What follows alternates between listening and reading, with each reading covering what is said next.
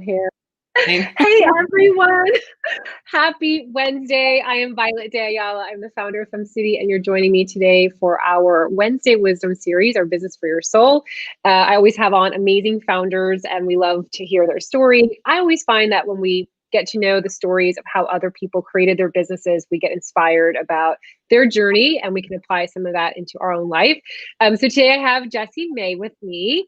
She's amazing. It's our first time meeting. We're chatting a little bit in the green room a couple minutes ago, and I was laughing because I've got like this little crazy. I'm growing my hair out, like all these little bizarre things that pop out. So anyway, you might see it pop out. It looks like a fly, or it looks like something bizarre.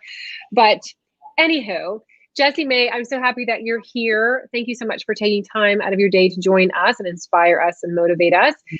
I guess before we get started, share a little bit about yourself and your journey into what you created. Yeah, absolutely. Well, firstly, thank you for having me. And I'm always a big advocate for entrepreneurs and female entrepreneurs in particular.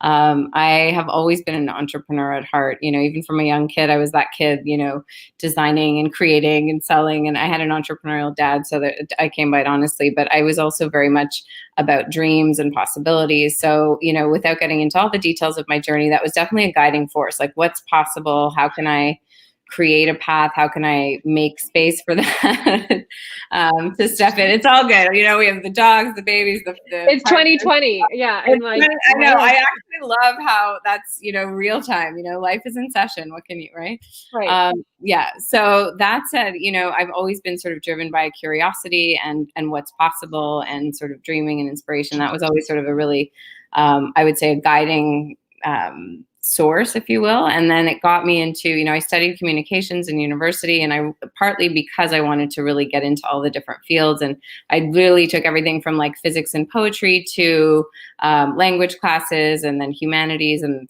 film studies. So I was very open and curious. And I just say that as a context because I feel like it's super important to have that sort of background, or at least to be open and curious, because we don't, we sort of think we have to suddenly have it all figured out. And my life's journey has been really that, the more curious we are, the more we learn, the more we grow, the more we expand, the more things light us up and guide us. So that was really the sort of guiding impulse.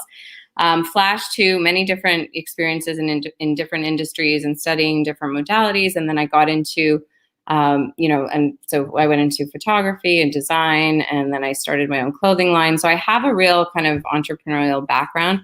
And then in 2008, what I decided, or I really took a big pivot, which was a big switch, having been in the clothing industry for years. So I really kind of saw the inside of that industry and sort of the rat race of it. And it wasn't resonating, let's say, in terms of that, like the sort of spin cycle of the churn, and just no sooner would you finish one collection that you have to create another. And I just, the creative impulse and the creative spirit that I started it with sort of felt like it was lost. And so I was very guided to go within, to slow down, to like pay attention, which also is important, to create space to sort of tune in and see what's here for us. So often we just take that next step quickly without really sort of easing in. So I became really intrigued with the whole notion of supporting others, life coaching as it was called, but I had been hearing a lot about it. And I realized it was something I was doing so innately my whole life. And, from being a young kid, the eldest of 4 kids, to like a mentor, big sister and camp counselor, I love that. And then always noticing that people were drawn to me when they had a big idea or they wanted to start a business or all that fun stuff. And I was like, boom, this is my zone, Having started many myself and been in different industries. I didn't get into all the details, but I lived in Australia, worked as a photographer, and did a little stint in a little like catering and cake company, lots of creative kind of endeavors along the way. And that all, marketing and design. And I was doing a lot of different things. So that when I shifted into this coaching path, it was more the possibility of holding space for others to step into their dreams and to really call that in. And I knew that it was a real draw for me. And that flashed into what I realized. So I got on that path. I shifted gears from having built up a successful clothing line. And that was sort of a big left turn. It took even a lot of, heart and conviction to start the clothing line in the first place. And then to say, okay, I'm going to exit stage left now. And, I'm at, switching into coaching and, innovation and facilitating people's passion and pursuits and dreams and working with entrepreneurs and creatives. So I did that shift. And what I noticed, and this is where the current business that I have really came to be. And again, all the different pieces along the way contributed to what this is now. And what I found was that there was a lot of blockages around the heart. So no matter how grand an idea was or visionary the plan was, or, and some of the people I was working with were really incredible, like had such powerful ideas and, entrepreneurial spirit and all this. And yet what I noticed was there was something going on with the heart. And when people would get stuck, it wasn't so much about a creative block or some of the obvious things, but it was really more of an emotional block. So I became really interested in the heart, flash to where I'm at with HeartRise, and there's a lot more to unpack, but that became my real sort of journey into the sort of world of understanding emotional intelligence, the aspect of the heart, and sort of how we can move through emotional blockages to access power ultimately, because fear is just contracted energy and you can repurpose it as fuel. So as an entrepreneur, as a powerhouse woman, like you want that kind of fuel, right? So that was sort of the impetus. And then I studied many different modalities, started working with groups and facilitating circles. And then HeartRise as a method really came to be. It was a really practical approach from my field work, working with many and witnessing what was happening and how it was working. And so it's a fusion of modern science, as I'm trained in many of those different, like I studied with certain of the more scientific based practices, and then a lot of the ancient wisdom too, from Reiki to different traditions. And so it's a mashup of all, but it's practical, it's accessible. And now we bring it into companies and schools and all kinds of creative communities such as you guys. So, yeah. I love that. So I'm taking notes down, and hello, Martine. So Martine is watching from Provence. Super excited that she's joining us. Yeah, my French is not so good, but yes, hers is obviously her first language. So she's amazing. One of our Miami Femmes that's actually a part of FemCity over there in Provence. So I love that you shared all that, because the truth is that so many women, I think, feel that that they're not entrepreneurs, right? Because they didn't go to business school or they didn't get their MBA. And so I love that you shared all the different things that you were part of in this journey, because I think that really resonates with a lot of femmes in our community, because many of them didn't study business per se. They just kind of were very passionate. Yeah. And I love that you mentioned also that you're creative, because again, I see so many women that are creative and that think that because they're creative, that they won't be able to become successful entrepreneurs or small business owners because they're creative and they love the creation aspect of it, but then the business side of it that they wouldn't really flourish in. And I love that you shared that, because I'm hoping that inspires some that might be questioning themselves or thinking that, I can't be an entrepreneur because I don't have a business plan. I didn't, where the truth is that, just like you shared, I think many of us can see ourselves there, including myself. I mean, I was a personal trainer. Then I got into, having my first business. Then I was like, oh, I love Pilates. I'll do Pilates. But in between, I was like, oh, I'll do a little bit of real estate. Oh, I'll do event management. Oh, I'll do PR. So I think the path to creating a passionate business that creates wealth for you comes through this evolution. It doesn't just like perfectly, fall in your lap and it's like this little box and they give it to you. It's part of this process. And I love that you mentioned, by the way, all of these pieces that now made sense, because I think a lot of times women feel frustrated because they did maybe 5 years in a certain career, maybe 10 years in a certain business, and they quit or things shift, and perhaps that position has no longer, is no longer part of their life. They feel a little deflated. The truth is that all of those things can be quite purposeful when you look at the long-term aspect of what you want to create in this world through business. So I love that you shared all of those different pieces. How did you, by the way, I know that some femmes might be asking this question, since you were so successful in your clothing line, how did you know to quit that? Because I think so many, we just had that question in our group coaching session, literally 30 minutes ago. When do you know when to quit? How do you know? Well, I love this question. And I want to just also echo and amplify what you shared, because it really is, all the pieces are the key ingredients that we may not be able to see, but they are all the tapestry that when you weave it together brings forth the greater knowing that we all have, and which is why the heart plays such an integral role. So to answer that, the deeper knowing really does live in the heart. I didn't sort of break down as much of what HeartRise is as far as the structure, but it really is a method that helps us plug into that deeper currency, that heart intelligence, which is a vibrational resonance. And when I speak about it, you know, depending on who I'm speaking to, and there's a lot of science to support this, but there is an electromagnetic frequency. There's a currency that we can feel when we're attuned to it, when we're not busy in our minds. I call it the head trip, right? And as entrepreneurs, we can head trip, especially if you're in isolation and you're not getting the kind of support which an amazing community like yours provides. It's super important, right? So when we notice the busy going on, it's like checking in. Are we listening to the busy and the nonstop or what everyone else in the newsfeed is doing and feeling, you know, just like, why aren't I getting there? Or taking a million different programs and courses and all kinds too. Like, it's not prescriptive. So twofold. One is that there is no right prescription. You are your best guide. And the more we lean in and listen, and this is where the heart comes in, because it answers your question around how to know when to quit, is when we can plug into the heart's power. It is this currency. It is this like vibrational resonance. The same way when you meet someone, they put out a vibe. It's so funny because I do this in business environments, but I also, and I used to do a lot with like dating and relationship stuff, but especially in COVID, I keep getting, we're actually going to do a workshop around love and relationships and space, like people in one or seeking in the space, because the vibes don't lie. You can feel someone's energy. You can feel when someone's shut down, when they're lit up, when they're frightened, all of that. The more attuned we are to it, there is a real science to it. So you can tell when someone's open or closed in much the same way. You can tell when something feels right.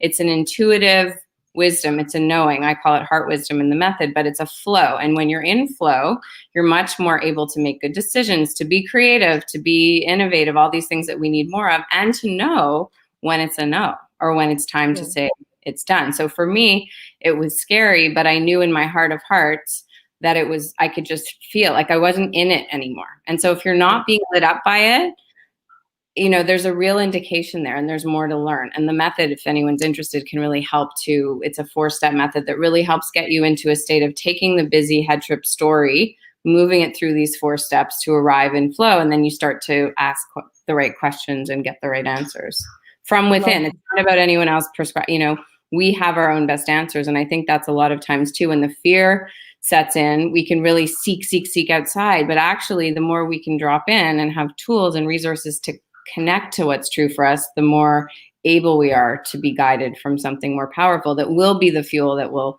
support the ingenuity and all the good stuff that we need to be a good entrepreneur. Yeah, I love that. I you know, I'm thinking back about every I wouldn't say, I'm going to call them mistakes, but it's not really the word mistake, but I'm going to say that because, say that word because I think it resonates best. But every mistake I've ever made in business, I can go back and say, I knew at that moment in my gut, there was something, and I may not have known it was going to be a mistake, but I knew it didn't feel right. Totally. But I allowed my head and analysis and data and all this stuff to kind of like, oh, you know, that's just you, or that, you know, but I really can think about every single time I've hesitated and said, I don't think this is going to be, you know, there's something there, but I moved forward anyway, because it cerebrally made sense.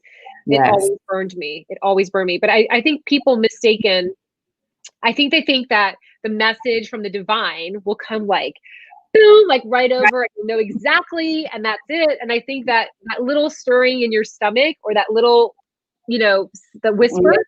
Yeah. And this is where the method becomes so integral, and why I feel the heart plays such an, you know, essential role. It's not, you know, it's the idea of the heart can be very sort of hallmark, or we've been taught to not trust the heart or open the heart. You kind of want to, but you don't quite know how. And yet we do hear that the answers live within. So this method really, the key piece is it helps us deal with the emotional blockages. So it lets you actually feel into what's there, because the reason we're tripping or we're overthinking or we're too analytical in our critical thinking brain is because we're not dealing with what's underneath. So actually, by practicing, it's much like physical exercise for our physical well-being. It's working your heart muscle, your heart engine, so that you can actually move through what you're holding. So for example, if fear, or if you're hesitating, there's something underneath that wants to be felt. So that's a perfect example. Hesitation is a prompt, and you could use the method. You could say, okay, I'm stalling here. I'm hesitating. There's something that doesn't feel quite right. You tune in, and with practice, you can like feel what's there. You don't have to observe and detailed analytics, because analysis is emotional paralysis. We're really crafty. The smarter we are, the more difficult the emotional intelligence piece can be to develop. But it is something you can train. And so when you feel it and you release it, you arrive back at flow. And that is that inner knowing that is legit. Like you can actually, I mean, I see people transform all the time at a corporate level, at a creative level, all the, even, and the youth get it even more because they're less programmed in all their toxic patterns, but it's very something you can practice and access. I love that you mentioned that it's a practice because I think that, I think back at my, when I was younger, I surrounded myself perhaps with people that weren't the best for me. And as I learned, well, that wasn't good. Why wasn't that? And you kind of go through that whole thing. Now it's gotten to a point where I think I've buffed it out. And I think it's because I now rely on that. I know already the kind of pseudo red flags that will come up. And I want to remind those that are watching, if you have any questions or you want to add to the conversation, we'd love to hear from you. So feel free. We're here to help you. This is our purpose. It's just to help you, build your build your business through, of course, now we're talking about intuition. So I love that. What are some ways that you have found, I know you have the method that you teach. If someone was listening right now and said, you know what, I really want to, for 2021, I want to make sure I'm more clear. I'm more focused on what's right for me, what's wrong for me. What are some tips that you can share with them so that they can go into the new year a little bit more prepared? Yeah, that's a great question. Well, I would say firstly to let the space of curiosity be something to start getting comfortable with. As we've all seen, this has been the most uncertain, unsteady year for all of us, like the whole world at large. So to begin to sort of befriend the idea that curiosity and being open is actually a good way to roll. I mean, being agile is the most, which is why one of the reasons we're being brought so into corporate, because leadership and entrepreneurs and people that are in those types of roles, we so want to have certainty, right? And so it's shifting from a certainty kind of mentality into a curiosity and an openness. That's where the clarity will come. And that's not something that we've been really taught to do. So it's uncomfortable, but prompting with, and we could even share some after, but like specific questions to start leaning into, like, what does light me up? What am I afraid of? Start to pay attention to those things. The method really does help because in order to get clarity, we have to unblock what's here, because that's literally, I've seen people struggle for so long with the same story or the same repeat or the same blockages. And it's because there's a lot that they're holding, and especially right now.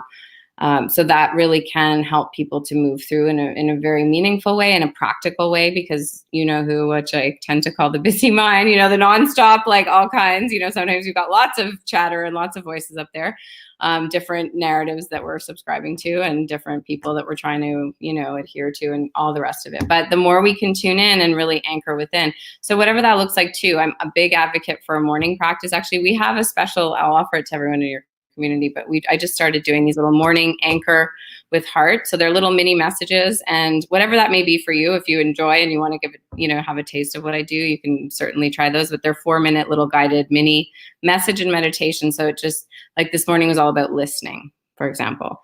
It, themes like compassion and patience and slowing down and tuning, so there's different themes that really help. So finding a way to open your day that can really ground you. That certainly helps. I mean, I would love to we can talk more about it, but potentially do a workshop with your community. I'd be happy to offer one just to give more of the specific experience of the method, but finding ways that have resonated, even to do writing, I'm a big advocate for. So get yourself an actual journal. I'm very old school with that, like hand analog, not, some people will say, can I use an online journal? It's like much better and more effective to actually have your hand, which is an extension of the heart, touching and writing with like a pen on an old school paper, in a journal. So that's super powerful. And to just even start the year with that, setting intentions around doing the writing there. You could even do morning writing, which morning pages is an exercise that Julia Cameron, the Artist's Way, for anyone who might know that. She's really a legend. Back in the day, she wrote this amazing book that's also a study. So for anyone who's curious, you can do that. But it's just morning pages is just dumping what's there. So just writing out whatever chatter and noise or whatever's coming up just to clear the space. But I also advocate for just writing out questions that come up for you. And then just to answer, you will prompt that more intuitive, heartful wisdom just by going hand to paper. And at first, if you're a bit blocked, hand on your heart. And again, we'll offer HeartRise tools to practice, but because it's all there. We're just so busy minded. And I really do believe that we're being evolved now to become more conscious. And what does that mean? Well, there's practical ways to become more just connected to our heart, which holds a lot of wisdom that we haven't tapped into. Yeah, I love all of that.